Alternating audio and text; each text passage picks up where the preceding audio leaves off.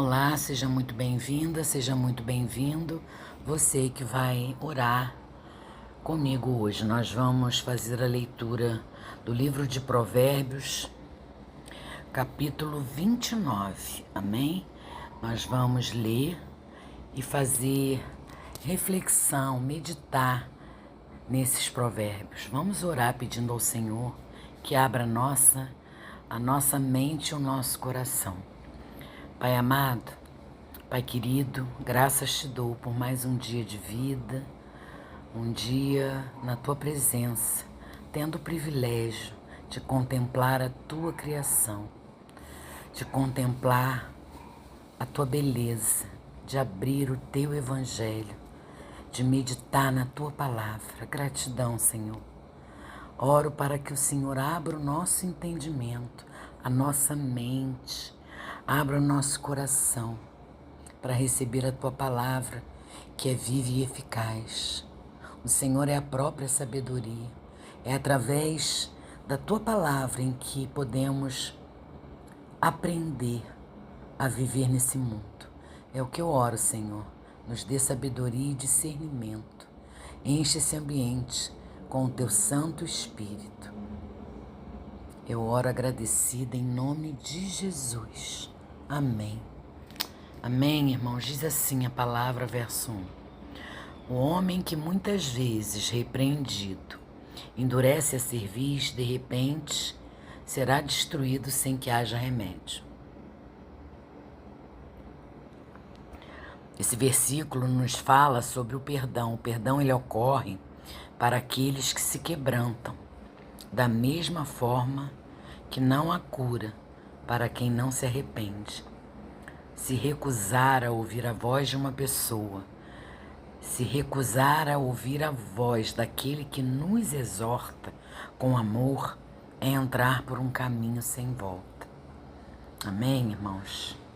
Verso 2 diz assim: quando os justos se engrandecem, o povo se alegra, mas quando o ímpio domina, o povo geme. Aqui fala sobre o mau governante, o perigo de ser um mau governante. A justiça e a perversidade estão em lados opostos. A ascensão ao poder de um é a derrota de outro. Então, a ascensão ao poder de um, para um estar no poder, o outro vai ter que ser derrotado. Mas a justiça, ela governa para o bem de todos. Já a perversidade governa somente para satisfazer seus interesses ocultos, seus interesses próprios. Um governante mau é um flagelo para o seu povo, mas o governante justo é uma bênção para a nação. Esse provérbio ele nos ensina sobre o perigo de um mau governante. Verso 3 diz assim: o homem que ama a sabedoria alegra o seu pai, mas o companheiro de prostituta desperdiça os bens. Sabedoria e devassidão não andam de mãos dadas. Amar a sabedoria significa afastar-se do caminho mau, do caminho do pecado, do caminho da prevaricação. O filho que ama a sabedoria será a alegria do seu pai. A sabedoria nos traz alegria, alegria na alma, alegria família. Mas a insensatez, o pecado, traz a destruição. O pecado traz a destruição. No verso 4 diz assim: o rei com juízo sustém a terra, mas o amigo de peitas a transtorna. Aqui nos fala sobre um governante justo, né? O governante justo é aquele que realmente promove ordem e progresso, fazendo uma gestão honesta e usando com sabedoria os recursos e o poder que possui. O governante justo, ele não pensa somente em uma parcela da sociedade ou em seus apoiadores, ele pensa no todo. Amém? Verso 5 diz assim: um homem que lisonjeia o seu próximo arma uma rede aos seus passos. Irmãos, nós vivemos em um mundo em que as pessoas não falam o que pensam ou o que sentem. Elogios e palavras agradáveis são usadas para conquistar algo. Infelizmente é assim que funciona. Esteja sempre atenta, atento ao que te falam. Por muitas vezes, a pessoa que te agrada, que te lisonjeia, através das suas palavras, ela esconde a falsidade do seu coração. Então a gente precisa ter cuidado, meu irmão, com a armadilha do elogio. Verso 6 diz assim: na transgressão do homem mal há laço, mas o justo júbila e se alegra. Mas o justo jubila e se alegra. O justo, ele pode cantar e alegrar-se. Esse é um destaque, a liberdade da pessoa justa, da pessoa que contrasta com o estado do homem mau. Esse caiu em uma armadilha.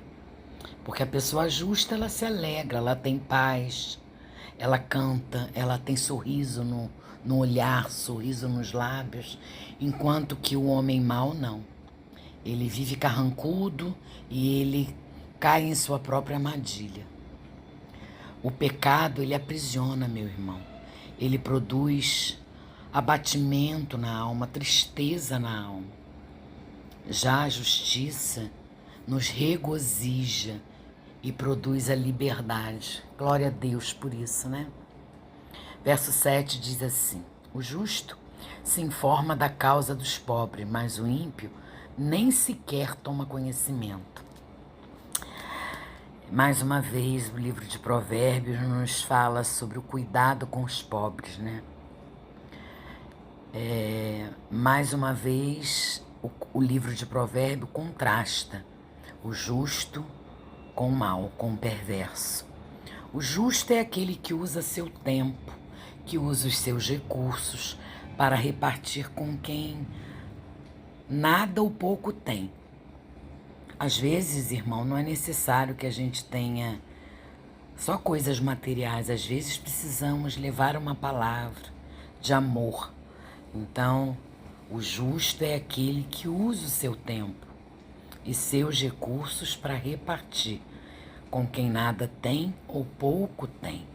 Já a pessoa má, a pessoa perversa, ela entende, ela só estende a mão para tomar o que é do outro. Enquanto o justo é aquele que consegue olhar com amor para o desfavorecido, o injusto, o perverso, o mal, nem sequer toma conhecimento. Não está nem aí para o outro. Só olha para o seu próprio problema, para a sua própria necessidade. É isso que eu vejo nesse versículo. Cuidado com os pobres. Mais uma vez o livro de Provérbios nos remete a esse cuidado. E esse contraste, né? Entre o justo e o mal. Verso 8 diz assim: os homens escarnecedores alvoraçam a cidade, mas os sábios desviam a ira. A palavra escarnecedores aqui nesse versículo se refere à arrogância espiritual mais do que a social. Os escarnecedores, irmãos, são aqueles que espalham a discórdia por toda a cidade. Só querem brigar, só querem discutir, enquanto que a influência dos sábios livra o povo de grandes tragédias. Verso 9 diz assim: o homem sábio que pleiteia com o tolo, quer se zangue, quer se ria, não terá descanso. Ah, gente, esse versículo, esse provérbio é muito importante. Discutir com um homem insensato. Sabedoria e insensatez estão sempre em lados opostos. Não existe, meu irmão, diálogo entre eles. Todas as suas condutas se diferem uma da outra. Discutir com uma pessoa que é insensata, que se ira com facilidade, que grita, é perder tempo. É sábio que não perdemos nossa paz com o insensato, nem com os zombadores. A pessoa insensata, a pessoa que se ira com facilidade, é a pessoa que não conhece, não sabe dialogar. Entende, irmãos? A pessoa que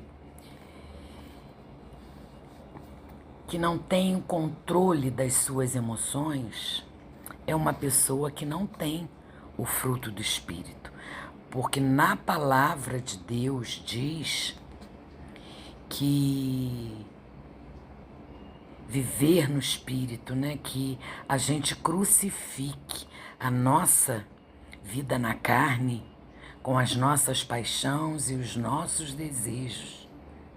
Que nós vivamos no Espírito, mas que nós também andemos no Espírito. E viver no Espírito é ter o fruto do Espírito dentro de nós, porque o Espírito Santo habita em nós. Então, o domínio próprio é o fruto do Espírito, amém? Precisamos ter esse domínio próprio, precisamos ter sabedoria em não discutir, em não dar continuidade a uma discussão. Porque discutir com o insensato é perder a sua paz. No verso 10 diz assim: os homens sanguinários odeiam ao sincero, mas os justos procuram o seu bem. Aqui nós podemos ver um comentário perturbador acerca da maldade, né, meu irmão? É a perseguição sem causa. Um homem íntegro é uma representação permanente de que não pode ser tolerada perto da pessoa honesta, porque ela atrapalha os planos corruptos. Entende? A pessoa que é desonesta, ela não tolera a pessoa honesta, porque ela acha que ela vai atrapalhar os seus planos corruptos.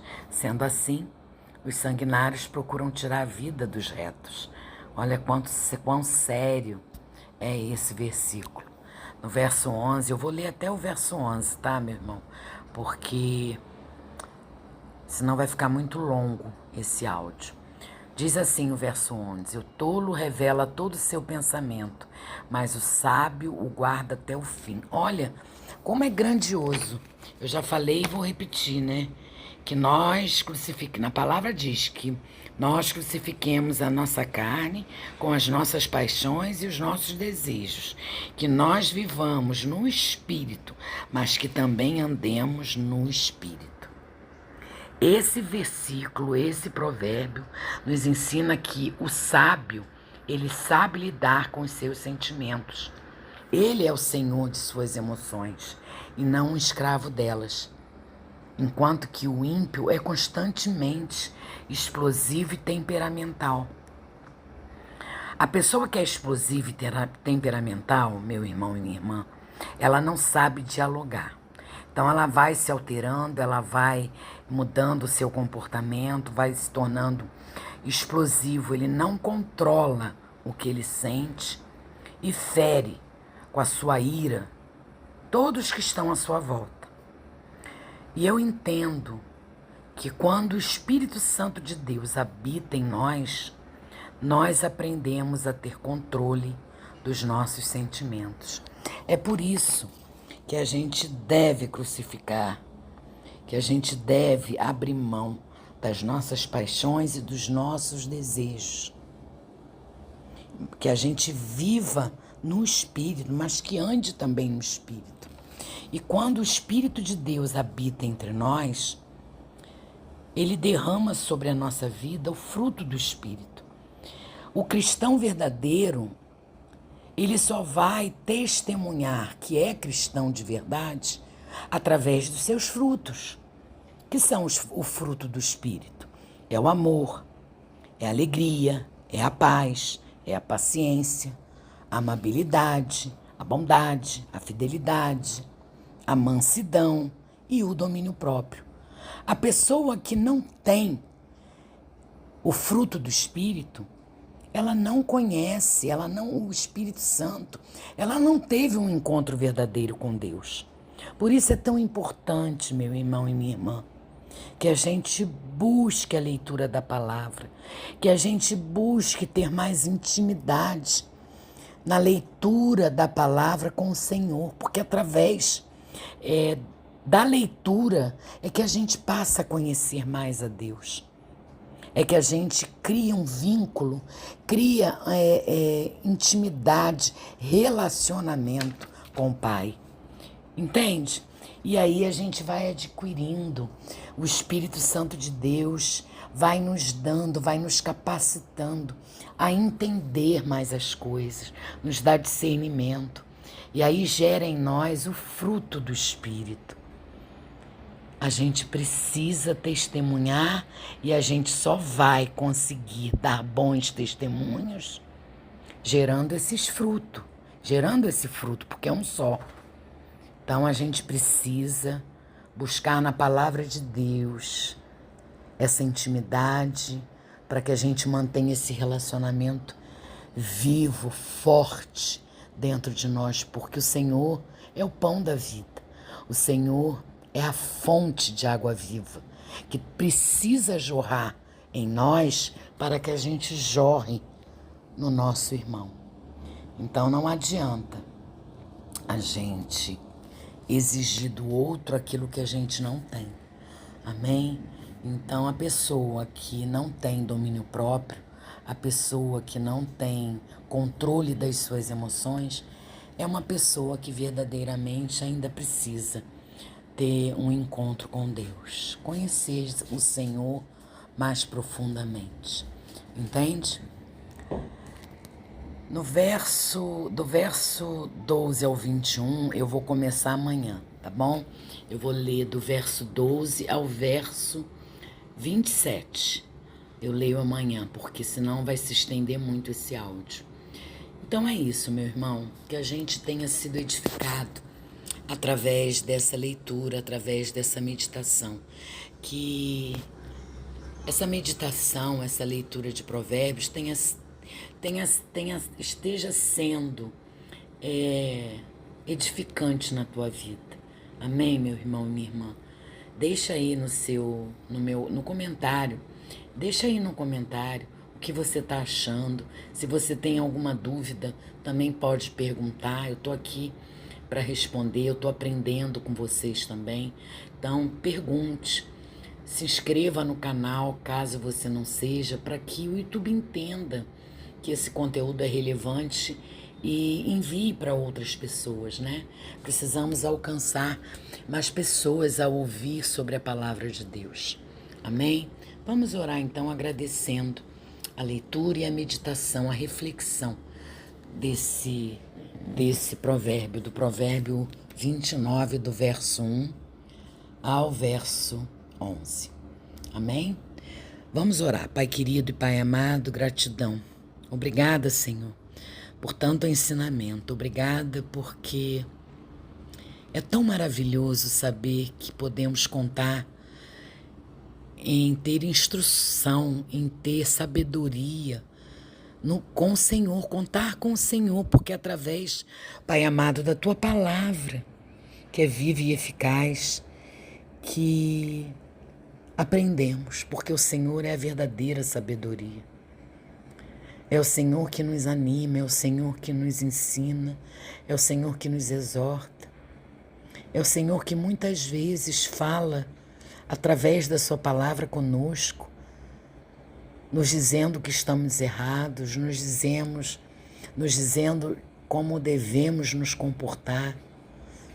É o Senhor que nos instrui, Senhor. Obrigada porque temos acesso à Bíblia, acesso à Tua Escritura, a Sagrada Escritura. Obrigada, meu Deus, por nos amar tanto. Eu me sinto constrangida quando cada dia que abro a Tua palavra, eu vejo que há em mim algo que precisa ser transformado. Perdoa, Senhor, os meus pecados. Perdoa, Senhor, por às vezes achar que o que eu estou fazendo é o certo. Mas quando eu abro a tua palavra e medito nela, eu sou confrontada, e isso é tão bom. É tão bom porque eu aprendo. Eu quero sempre, Pai, ser corrigida à medida que eu leia a tua palavra. Fala ao meu coração primeiro. Primeiro ao meu coração, depois ao dos irmãos, porque eu preciso ser corrigida, eu preciso ser exortada. Obrigada, meu Deus, obrigada por teus ensinamentos. Derrama sobre mim mais e mais do teu Santo Espírito, porque o derramar do teu Espírito é eu fluir para o outro. Que eu flua sempre, Pai, o Espírito de Deus nas pessoas, o teu Espírito nas pessoas. É o que eu oro em nome de Jesus. Amém. Amém, irmãos. Deus abençoe infinitamente cada um. Fiquem com Deus.